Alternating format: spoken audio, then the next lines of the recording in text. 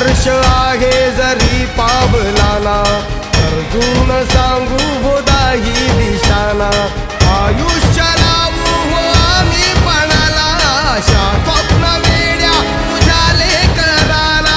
आधार लाभो तुझ्या सबुलीचा, तू करता तू दुःख हरता भक्तगणांचा दाता. तुझ्या भक्तीचा जागर केला ते वरदान तू आता. रूप निरखता भान हरपले सुंदर मंगल मूर्ती, नसा नसातून उधाणलेली आनंदाची भरती.